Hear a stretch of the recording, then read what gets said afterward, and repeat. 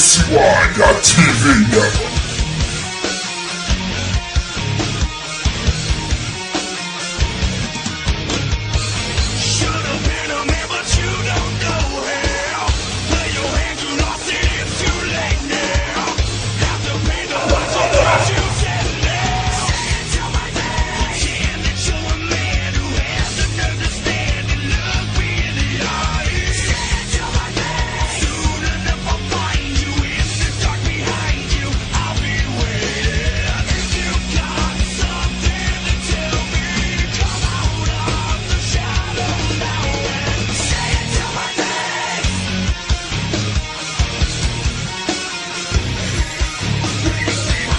Hey everybody, it's 8:01 on August 10th, 2016.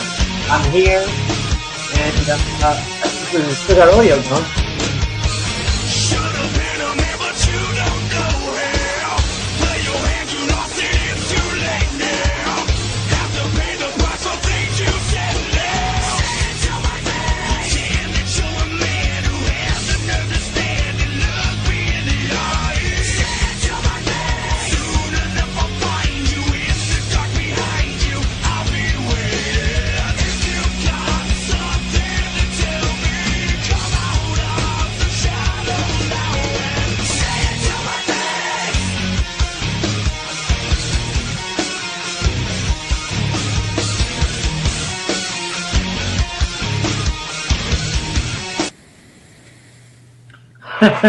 Well, yeah, our song goes a little longer than I thought it would. But anyway, it's August 10th, 2016. I'm joined with my co-host, Nick Durst. What's going on, Nick? What is up, John? We got a lot to talk about tonight, as we usually do. And as usual, we'll start off the show, I say, every week. The name of our show is Sports, Politics, and More. We'll be talking about sports, politics, and more. And if you want to call in and discuss anything with us, call in with the call number 1-718-717-8296 or tweet us. I'm at Nick_Durst and John is at S_sports. Or, of course, you can comment in the chat and we will read your questions. Okay. Sounds like a good little intro for us for today. I know that you just walked in. I just got in too. In Midtown was a disaster getting out because of all the traffic because of that fucking jerk off who climbed the Trump Tower. Did you see any of that, Nick? Of course, it was on like all the TVs in my office, and he was like trying to avoid the cops, but they eventually got him by cutting two windows on both sides of the building, and he had no choice but to go in through the window. Yeah. So, online conspiracies, what they are. This kid actually released a YouTube video before he did this, and you can check it out online. It's blowing up right now. But essentially, he says that he did it because he's a Trump supporter, and he wanted to meet Trump because he has something really important to tell him. It looked like he might have the autism, but who knows? I guess we'll figure out some more about this as the week goes on. Yeah, definitely. And he released some sort of video as to why he was trying to do that. You shouldn't be risking your life like that. Well, I watched the video. There's obviously something wrong with the guy. He's a kid. He's like 14 or 15 years older. He's under 18. He's like a young kid. Where do you think he learned how to climb like that? Spider-Man his way up there? I'm not sure, but I heard that the suction cups, they worked so well because they were made by Monica Lewinsky. And we already got some comments going in the chat. We got Tomato saying, Nick, who is this Nick Durst? And then he says, spam radio. And he says, what is this shit? And he said, Dad, I'll be calling in to discuss sports. And people are saying you complained last week too. Hey, hold on.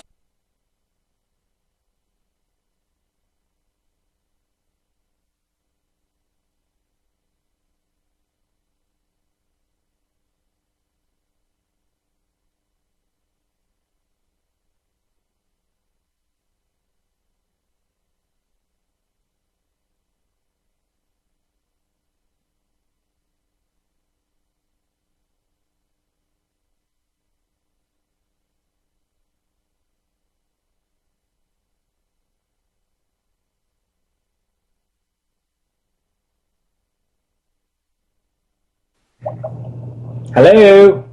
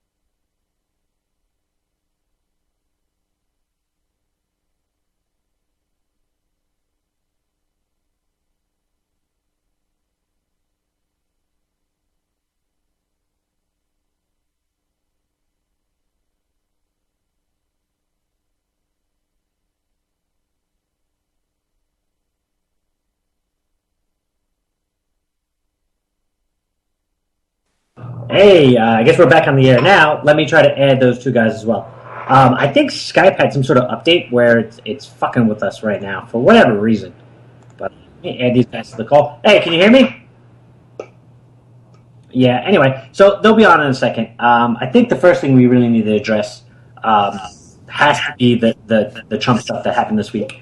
I think the media is running scared, man. Like the idea that they jumped all over that Second Amendment nonsense yesterday is insane. Like, did you see that coverage? I know Andrew did because I saw his social media reaction. But um, let's go to Nick first. Nick, what was your take on that? I missed the question. The whole Second Amendment nonsense yesterday with Trump, where Trump basically says that if you vote for Hillary, she's going to pick Supreme Court justices, and the only people that can really stop her are people that are pro Second Amendment, and the media construed that as, oh, he's calling people that are fighting for gun rights to kill Hillary. In reality, he's telling people that are pro Second Amendment NRA members are a big political class. They really vote just across that issue. Well, if you ask me, I think Hillary, despite the fact that she says she's anti being able to hold your own weapon, she's all for weapons. I mean, she sold weapons to ISIS. She has her own group of detectives around her at all times with guns. But I saw you posted this earlier, the WikiLeaks with the Hillary selling weapons to ISIS. I mean, that's just insane. Yeah, man. I know. I'm not sure if everybody out there is like a big WikiLeaks thing or whatever. When I first heard about them a couple years ago, I was like, "Oh, this is fucked up." Blah blah blah blah blah. But I've actually spent a lot more time researching them and sort of reading what they post. Listen, they're not partisan. They don't have a particular agenda. They just release shit that's out there. And the DNC doesn't want this information out there. Maybe they shouldn't have it in their unsecure servers to begin with. But as far as Hillary Clinton's emails go, maybe she shouldn't be, selling the State Department to the highest bidder. The criminal stuff that she's doing and the media just ignoring it is like, it's insanity. I feel like we're in a movie. But so Hillary Clinton's anti-Second Amendment. Meanwhile, for the last 40 years, she's had armed guards with her entire, from waking till every waking moment, she's had armed guards around her, constantly protecting her. But she's anti-Second Amendment. Yet, she supports Fast and the Furious, which sent weapons down to the cartel in Mexico, and armed, quote-unquote, rebels in Syria that turned out to be ISIS. Oops. Like, the whole nonsense that she's like this sweet little grandma is bullshit. She's a warmonger. And, like, the fact that the left, which is supposedly, peaceful hippie beatniks that are anti-war, is pro-Hillary, is, like, such a slap in the face to anyone who's ever considered himself a liberal. The woman has been involved and voted for more armed conflict than anyone in the last half a century. She voted for the war in Iraq twice. And then when she was the Secretary of State, she was all about destabilizing the Middle East. They killed Gaddafi. She laughed about it in an interview. The woman's a sociopath. It's outrageous. Well, the thing about Hillary banning guns, obviously, is we cannot do that as a country, okay?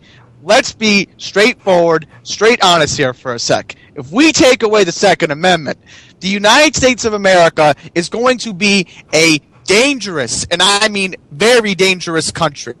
Now, Andrew. First of all, I want to bring up...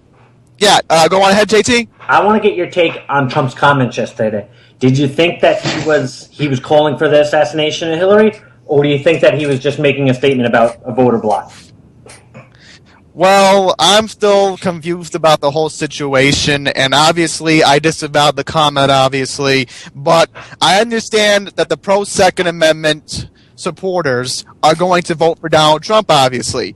They are not going to support a candidate who will take away their right to bear arms. That's what the Second Amendment clearly states in the Constitution of the United States. Yeah, I have to agree. I think the reason that Trump made that point and the whole idea behind this entire, speech was the fact that there's a contingency of the Republican Party, these never-Trumper idiots, who are going to vote for third party, either Gary Johnson or some other idiot. And what that does, with the two-party system, if anybody comes up as a third party, they just take votes away from one party to the other. It's essentially, what happened with Nader. Ralph Nader ran for president. He took votes away. It changes the election. So these never Trump idiots, because they're more conservative than Trump or some other nonsense, what they're going to do is they're going to take a little bit of the Republican vote, and Trump has to get all of the Republican vote and some independents to win. So that's what he's trying to do. He's trying to bridge that gap with the never Trump far right idiots. Because in reality, Trump's not a conservative, he's a Republican. And the last time I noticed, it wasn't called the Conservative Party, it was called the Republican Party. So the idea that the social Civil War bullshit over gay rights and who uses what bathroom, that's all a distraction from the real issues. That, globalist nonsense and, spending way too much money on nonsense. The government just, pissing away money. I think that's the real issue that most Americans actually give a shit about. I said this last week. I don't agree with Bernie's policies. He's a socialist, but I honestly believe that Bernie thought he was making America better. Like, he believed in all of those things, and he really thought that was, the best path for America were all of his policies. I don't believe that about Hillary Clinton at all, because her opinion changes with the wind. Whatever her, the lobbyist who writes the biggest check, that's where her opinion goes. Look at her stance on gay marriage, and then how it just shifted as the public opinion of that position changed. So did hers. So her opinion just changes whenever the wind changes. Whoever it's for hire. It's insane. Well, it is crazy. It is crazy, obviously. Okay, so we've been saying for as long as we've been on UCY now, which has been a while now, that Hillary just goes around looking for votes. She'll promise anything to anybody. But someone in the not exactly someone in the Republican Party, but did you see who endorsed Donald Trump this week? Someone of noteworthy name. Yes, I did. Jeb Bush's son. Yeah, the guacamole merchant's son, George P. Bush. And you know what? He's the only Bush that has a political future, so I think it was a very smart move for him. Because right now, Donald Trump is the leader of the Republican Party. Paul Ryan can bitch and moan all he wants. In reality, the nominee is the leader of the Republican Party. And Donald Trump has moved out the net. He's made the tent bigger. There's a lot more people who are Republicans today that weren't Republican a year ago because of Donald Trump. Well, exactly. They had record turnouts at the primaries. It's up 70%. So, you have... And the Republican Party had the most votes in history during any primary season. Absolutely. And he's got the most votes of any Republican ever. That includes, Ronald Reagan when he was incumbent. So the idea that, Trump's not the leader of the party is nonsense. And I think smart Republicans realize that. Like, even if Trump doesn't win the presidency, he's still the leader of the party. And all these never Trump idiots who went against him, he's gonna destroy down the road. Like, you saw what happened with Paul Ryan, where he he sort of hedged his bets about endorsing him, and then all the Republicans were like, I gotta endorse him, blah blah blah blah blah. And yet the man wins a huge landslide yesterday in his primary, for crying out loud. Yeah, yes, but you got to realize he was running against a guy who never held political office, who was challenged to an arm wrestle match, who his campaign ads were him on his Harley. It wasn't exactly like he had a real competitor, but I tell you, it scared them to a point where, listen, this Paul Kneeling guy, who was essentially an outsider, no one even heard of him, made a lot of noise. And the only reason he got traction whatsoever is because Donald Trump gave him a shout-out on Twitter once. Like, that's all it takes. I think John Kasich, he's in a lot of trouble because even if Trump doesn't win the presidency, his political pull in the Republican Party isn't just going to go away. And he's already said that he's thinking about funding super PACs to run against Kasich in Ohio and Cruz down in Texas, which I think Cruz really essentially committed political suicide by his nonsense at the Republican convention.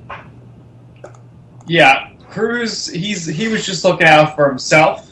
Either way, he's going to be running in 4 years, so that's why he decided to do that.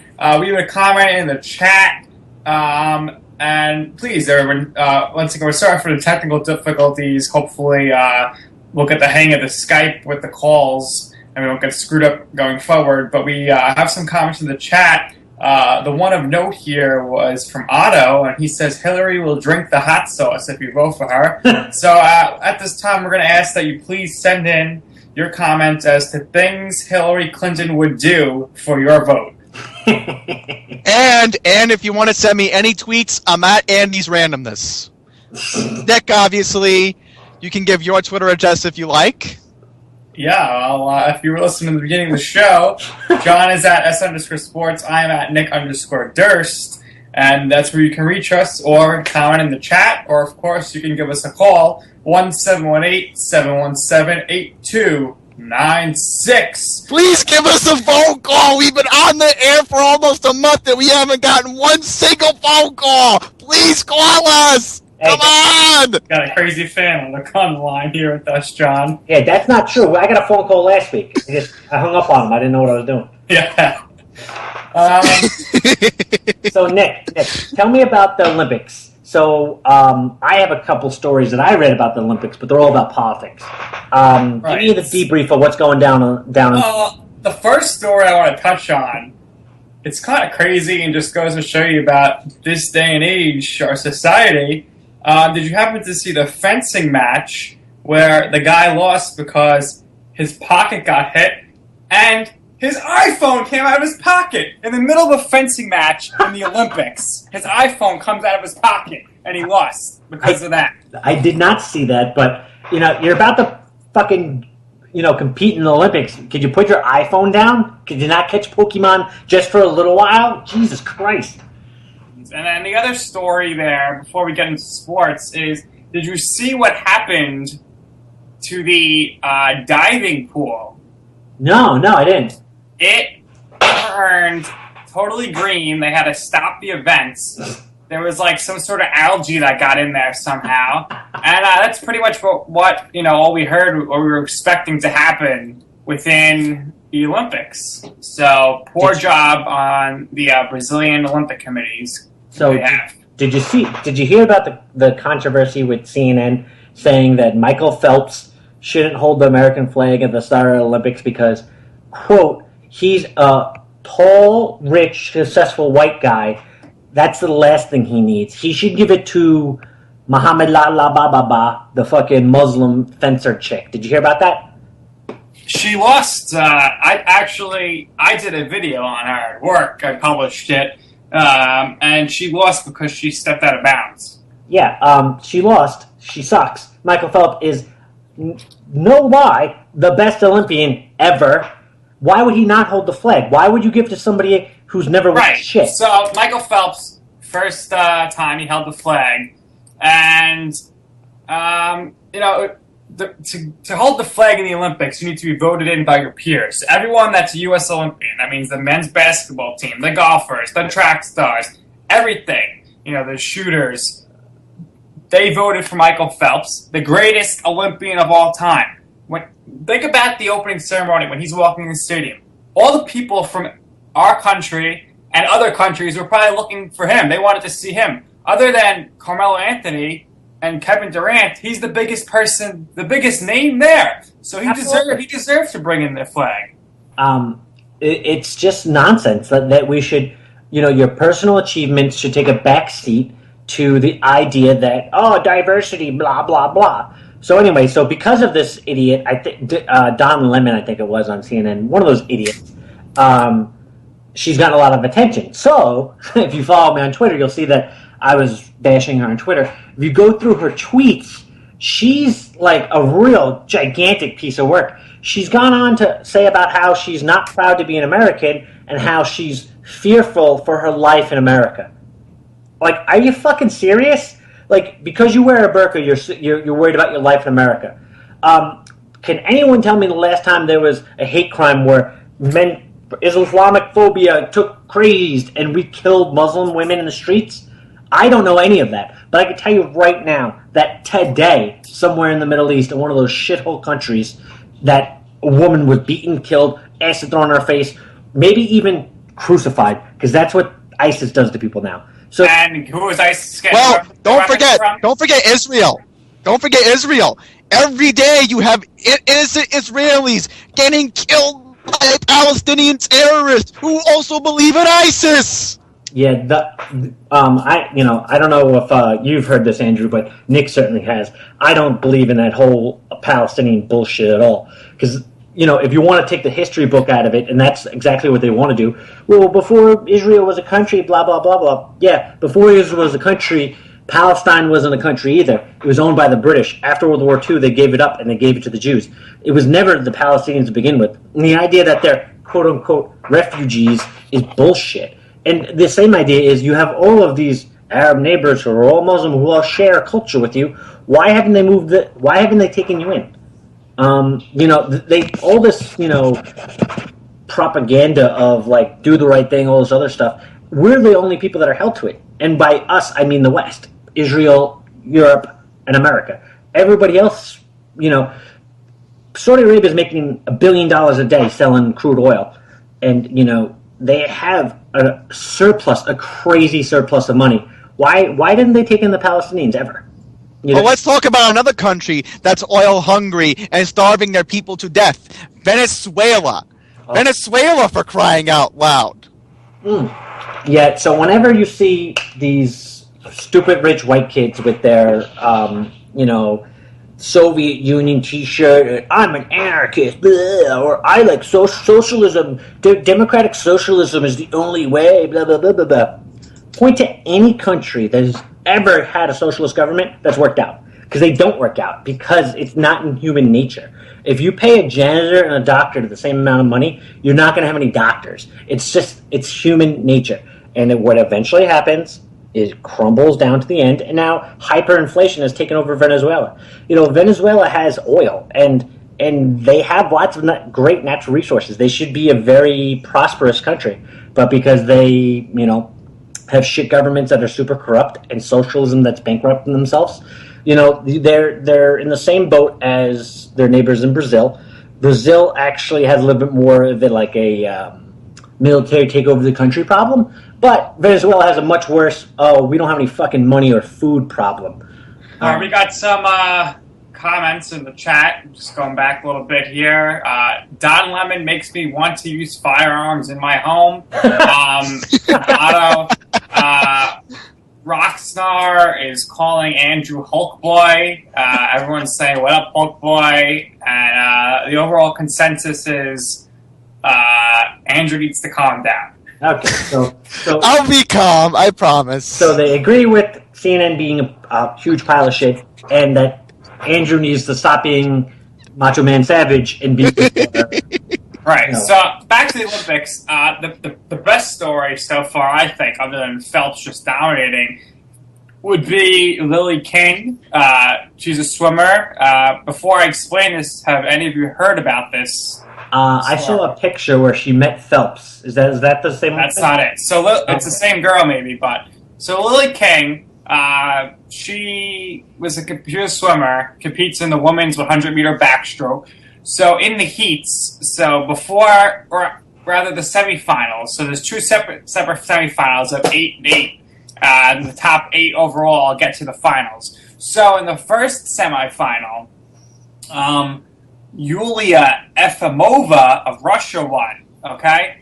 And she put her hand up in the air as saying she's number 1 from Russia. Now, keep in mind, the Russians were just busted for doping, okay? And this girl, up until, last Monday, didn't know she was going to be allowed to go to the Olympics. So backstage, they show Willie King, the American swimmer, watching the heat and saw Yulia wait for finger number 1. So Lily King pulled a Dikembe Mutombo and said, and waved her finger back and forth, okay? Then she goes out in her heat and wins. She wins her heat. Afterwards, they ask her about the finger wave and she said, I can't see how someone could call themselves the number 1 swimmer when they failed a drug test. They were cheating. Oh. Okay, so harsh words, right? Good words, right there for America taking a stand. Next night in the finals, Lily King comes in first place. She beats the Russian lady, Yulia, who came in second. America also got the bronze. After the race, okay, they asked her again about the finger wave and how good it felt to beat Yulia. And she said, I'm just trying to show the world that you can be clean and you can still be the best. Nice.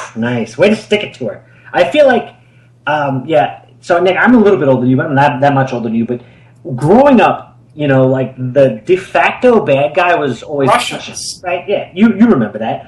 And I feel like I'm in a freaking time machine between the whole Russian hacker controversy the last couple of weeks, and then now with the Russians and the doping, and then now the Russians, were competing against them in the Olympics. Like, I feel like I'm in a time machine, and I live in Rocky IV, and I will break you, and that's like a real thing, and it's so mind blowing, man. When did the Russians become our biggest rival again? When did that happen? No one knows the answer. I don't know. And then they're trying to pin Trump against Putin and stuff. We're going to get bombed if Trump's president because Putin doesn't like him. But like 3 months ago, they were saying Putin likes Trump. It's just like the media spins these stories, which are insane. They play both sides of it. Oh, Trump is unhinged and he'll cause a nuclear war with Russia. Literally, like 48 hours later, they're going, Putin and Trump have a relationship and they're best friends. Is Trump secretly a plant by the Russians? So actually, the update from that story, it turns out it wasn't the Russians who hacked the DNC emails. It was a staffer who released them. And that's why it was a leak and not a hack. The guy from WikiLeaks actually said something about this last night. So this guy, Seth Rich is his name. He worked for the DNC. He's murdered about 2 weeks ago. He's beaten brutally and then shot in the back 3 times on the street in D.C. And now that's really suspicious, right? Because he leaked some stuff to WikiLeaks. There's a big to-do about it, and then he ends up dead. So the guy from WikiLeaks suggests in an interview last night that, that's the case, that he got murdered by the DNC for releasing emails.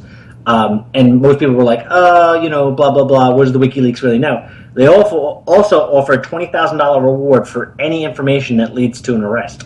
So the D.C. police have this open murder case, and why else would this man be robbed and murdered on the streets of D.C.? Like, all right, so robberies do happen, obviously, but robberies that end up with gunshots in the back, super unlikely.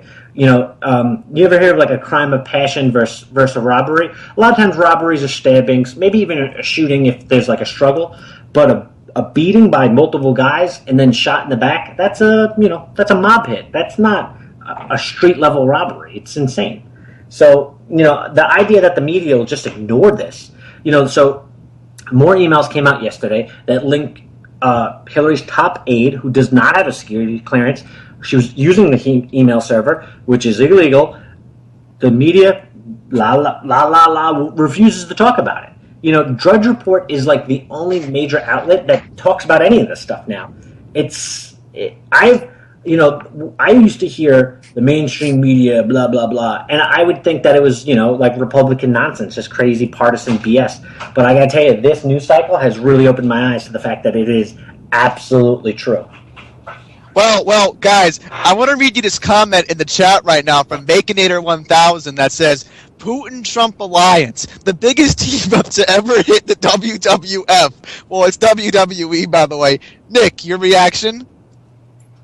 I saw that comment. I know we got a lot of wrestling fans out there. If you ever want to talk wrestling, we're more than happy to do so. More comments in the chat. Apparently, the guys are trying to get someone called Logan Hawk to call up. Big fan of our show.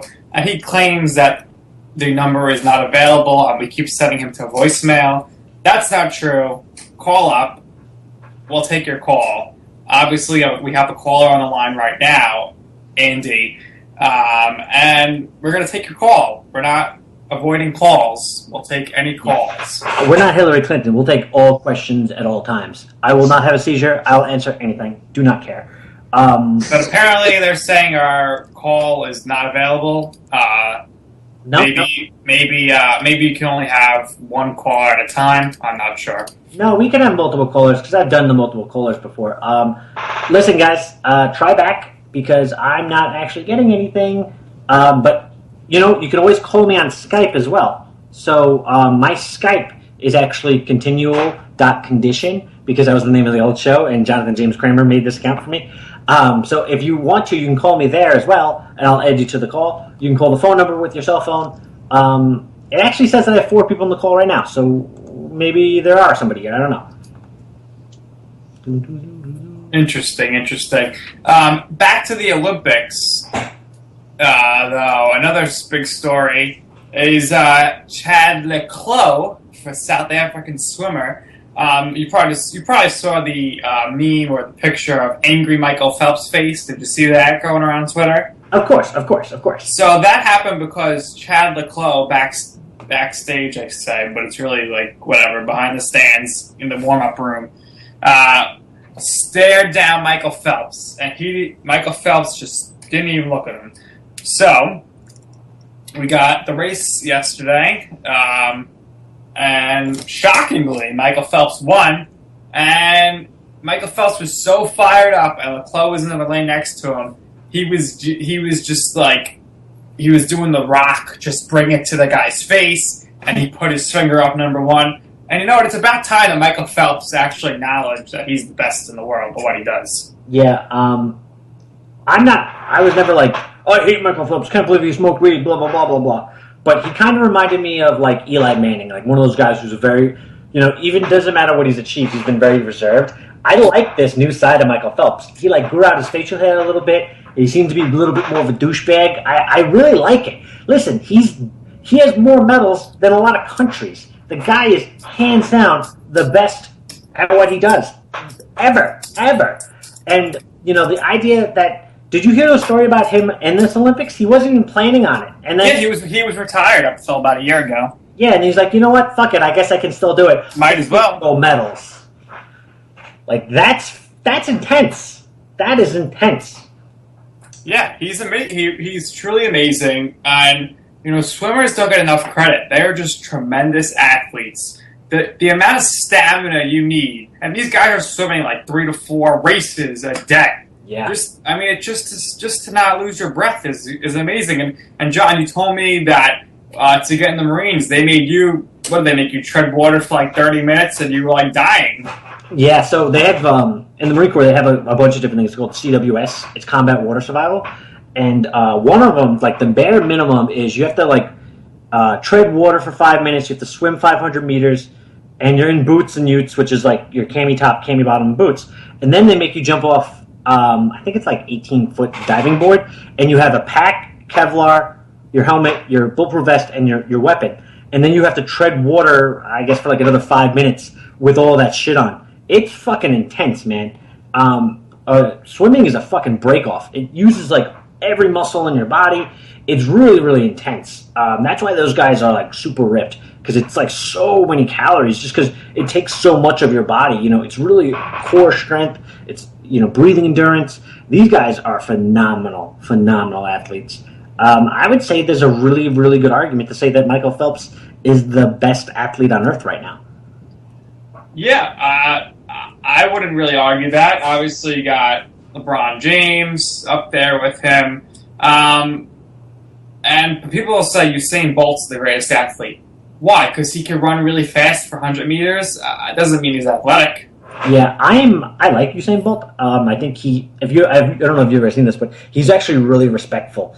Like he was doing an interview one time, and the national anthem started playing, and he like stopped the interview to like face the flag. So he's a really like down to earth, respectful, nice dude. But he has like freakish talent, whereas he's really talented at running, and obviously world records and everything. But I think the difference about like that overall athlete is that, you know, he can't run a marathon. He couldn't compete in like anything else. Michael Phelps isn't winning one race swimming over and over again. He's winning like 6 or 7 different races, and he has 20 gold medals. That's outrageously... Wow, yeah, it's the most of all time. Michael Phelps has more medals than a number of countries have all time.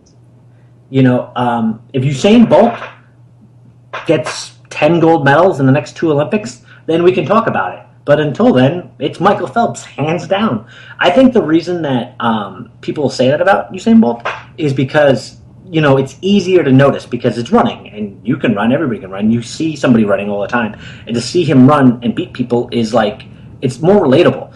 You know, a lot of people couldn't even swim this race and finish, never mind at these crazy speeds that these guys do. So it's a little different because swimming is not something you do every day. There's a large percentage of the population that, you know, just don't know how to swim at all. We take that for granted as Americans because, you know, we grew up with swimming pools, and especially us on the East Coast, you know, you go into the Jersey Shore and stuff. But people in America and in other countries in the world, a lot of them don't know how to swim. When I was in Ireland like 2 years ago, a lot of my cousins didn't know how to swim. They don't have swimming pools. And they live on an island. How do you live on an island and don't know how to swim? It's retarded. It doesn't make any sense. Yeah, it's pretty crazy. And then just going back to the Olympics, we'll just do a run through here of the major points here. The U.S. is dominating right now, and it's great to see. And now let's talk a little women's beach volleyball. Have you ever heard of Kerry Walsh Jennings ever? Is she the one with the big ass? I don't know, but in 2004, 2008, and 2012, all Olympic Games, she, along with her teammate Misty May Trainer, won the gold medal in beach volleyball. After 2012 Olympics, her partner Misty May Trainer decided to retire, and at 2012 Olympics, the U.S. this team beat another U.S. team in the finals. So the other U.S. team got silver. Kerry Walsh Jennings went to the net and told one of her opponents, April Ross, let's win gold together in Rio. Fast forward now, they're partners in Rio, and they're undefeated. So that's definitely great to see the U.S. domination continuing. Yes, so Kerry Walsh, that's the one you're talking about? Yes, Kerry Walsh Jennings. Yeah, she's the tall blonde. The one that has the big ass is Misty May. Interesting. Okay. Google images. Yeah, it's like a donkey because one of them is like super tall. Let's look at the medal count here. So we all know United States is at the top. We got 10 golds, 10 silvers, 10 bronze, 29 medals overall. Let's play this little game here, and I don't know if Andrew is still on the call with us or not. Who would you say is second overall right now in gold medals, and they're also second in medals overall? I probably would say Russia. China. John is correct. It's China. They have 9 and 21 medals. Hit the prices Fight music. Unbelievable. I got that one wrong. All right. And then Russia's actually 5th with 14 medals. Hungary is 4th, and Japan is 3rd. Noticeably missing here is the United Kingdom. Have the mighty have fallen. Yeah, well, that's because they don't have summer over there. That's why. That's true. It's just raining all the time. Another interesting thing about the Olympics, not necessarily these games, is that in 2008, Beijing hosted the Summer Games. They're going to be hosting the Winter Games in a few years. First country to ever do that, which is pretty crazy. And also in 2020, baseball and softball will be returning to the Olympics. Now, did you guys know as to why, and I'll tell you if you don't, as to why they originally got rid of those events in the Olympics? I have no clue. I do. That's because the other country, it was America versus Japan because every other country was non-competitive. And that's sort of why they came up with that World Baseball Classic. But for whatever reason, that never really caught on with popularity. I don't know why. Maybe it's because of the timing, because when they did it around spring training. I don't really know why, but for whatever reason, never really caught on. Is that the real reason, or is that like? Yeah. So the real reason was that the United States was just so dominant, mostly in softball, but baseball they're very good as well. And then in baseball, Japan was sending their pros, which no one else in the world can do. So yeah, that's exactly right. But it's coming back. But that just goes to show you that the IOC wants to do all they can in order to screw the United States. Now, did you hear the whole controversy thing with the gymnastics? Yes, Douglas or whatever her name is, not putting her hand on her heart over the national anthem. No, I saw people were getting upset about that, but that's not what I was referring to. So, the U.S. won by 8 points, which is like 3 touchdowns. For those of you that aren't, up to date with your gymnastics terminology and statistics, which I'm sure most people aren't, they beat every country by 8 points. Now, there's only 5 members of the team, and if the U.S., it's been said, if the U.S. sent a second team and a third team, the U.S. would have won gold, silver, and bronze. They're so strong. Now, the team is 5 people. It used to be, 2 Olympics ago, and all throughout history, it used to be a 7-woman team.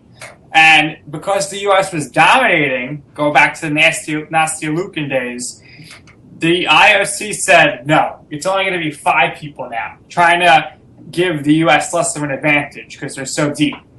Now, 2 Olympics in a row, the U.S. wins the gold in gymnastics for women's, and now what do? At the next Olympics, they're only going to be allowed to have 4 members of their team. I mean, that's just ridiculous. It's not fair. And then, even furthermore, you're only allowed. So on the first night, the first night of the gymnastics events, everybody has to compete and then qualify for the specific events. So the all-around qualification, which would mean you're competing for the all-around gold, which is like a separate competition than the individual events. It's all the events at once. Simone Biles came in first place. Aly Raisman came in second. And Gabby Douglas, who won the all-around gold in London, she came in third in the whole world. Yet she does not qualify for the all-around because the IOC is only allowing 2 people per country to compete. That's not fair because the U.S. would have won gold, silver, and bronze in the finals. Plus, she only missed out on second place by half a point. Not fair to America. Yeah, it's just the entire Olympics should be, I don't want to say disbarred, but like sort of recommissioned to someone else because it is total bullshit. The idea that they put it in Rio, and Rio is in Brazil, which is a third world country. They have all these problems where they have, athletes. Did you see what Andrew Bogut posted on his Twitter, where he had to hang up a shower curtain in his own room in the Olympic Village with cellophane because it's a shithole. Like, they should stop doing all of that. There should be some sort of, I don't know, bipartisan type voting for this kind of stuff, because all they do, it's not the rest of the world, but it's the European Union and how shitty they are at running stuff, and they really try to keep moving the goalposts so that America doesn't win everything. Yeah, and it's not working. No, it's not. And Russia, like we said, trying to cheat and stuff. And you mentioned Eric Bogut. I mentioned this last week on the show. He's in the Australian basketball team. The first day they were there in Brazil practicing, someone pulled the fire alarm. They came back into the practice facility. All their belongings were stolen. And it's just absolutely crazy that there's not security there. And obviously, most people say the Olympic Village. I'm sure security there is good, or it should be at least. But you mentioned the shower situation. That shouldn't happen for world-class athletes. And I guess that would be why the men's basketball team is staying on a cruise ship instead of the Olympic Village. I get it, and good for them. I really, that's a smart decision, because you don't know what's going to happen. In the third world, there is there's nobody even charged. It's just, it's essentially anarchy.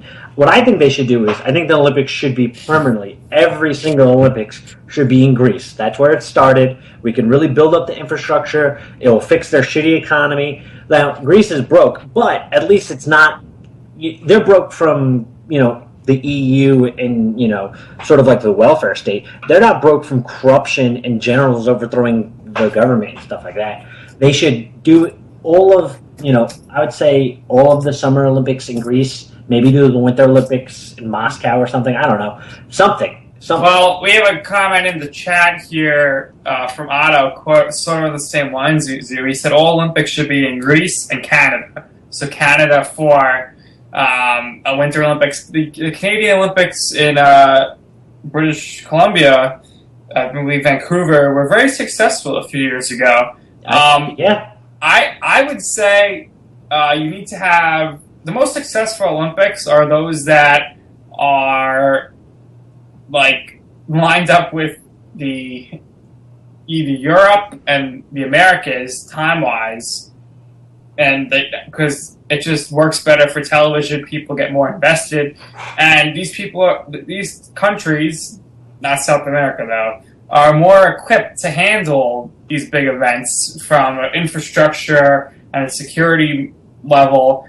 But it would be a good idea to just do a rotation of sorts. Use the same, 4 or 5 cities, and just keep rotating each Olympics. That way, every 8 years or so, or 12 years or so, you're getting the Olympics back. You could just update your infrastructure, and it won't be a waste of money.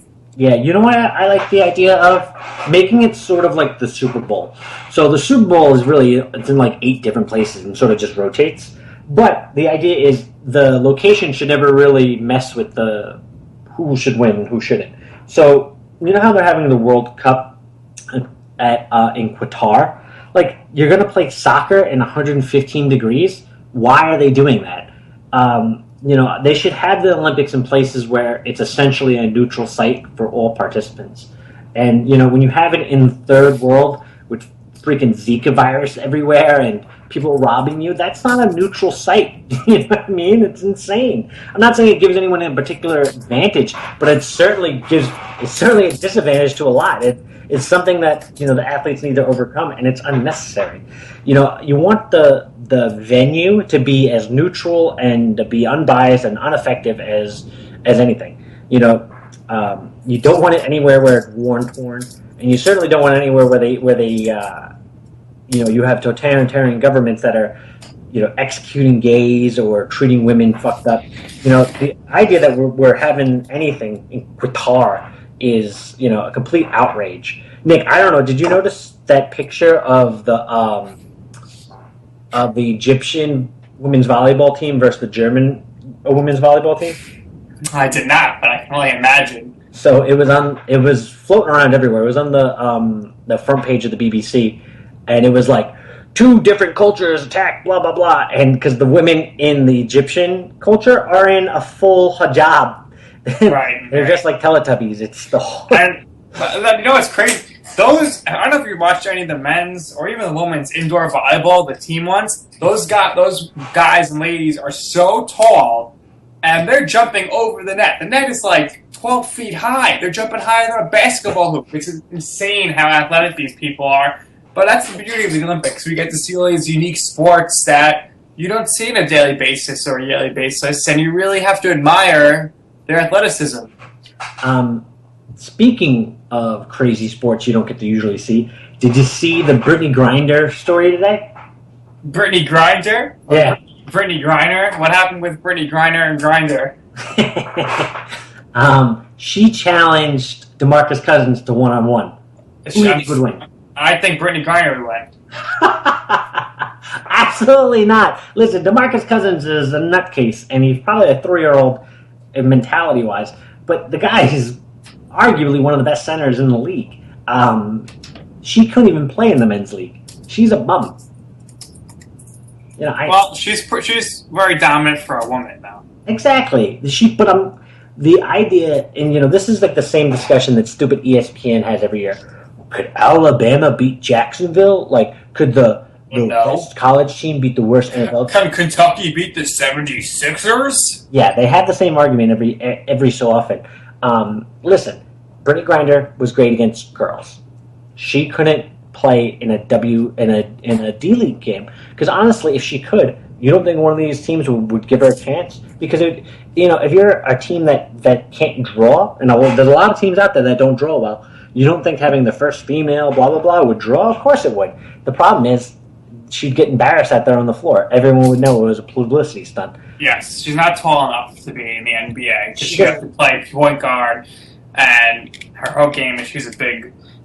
But the U.S. women have been dominating in basketball, and no surprise, the U.S. men are dominating, led by your guy and my guy, Carmelo Anthony, the all-time leader in points in the Olympics, and Kevin Durant doing it for the country, unlike some guys who decided to stay at home, like LeBron James, Chris Paul, Russell Westbrook, and Steph Curry.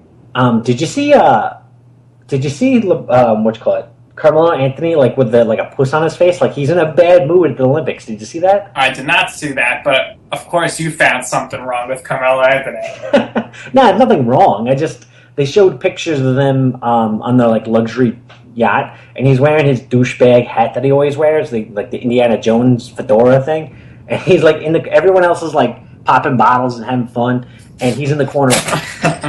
Now, did you see at the swimming last night when the U.S. was just winning everything? Katie Ledecky won, set some more world records. She's a woman swimmer at 15. At 15, she won in London. Now at 19, she won in Rio, and Michael Phelps won. The whole NBA team was there. The men's basketball team, they were going nuts. It was just so awesome to see, these huge big-time stars in America who are just mega stars rooting for swimmers, most of whom we don't even know about. It's just great to see the nation rallying around each other. That's why the Olympics are so great.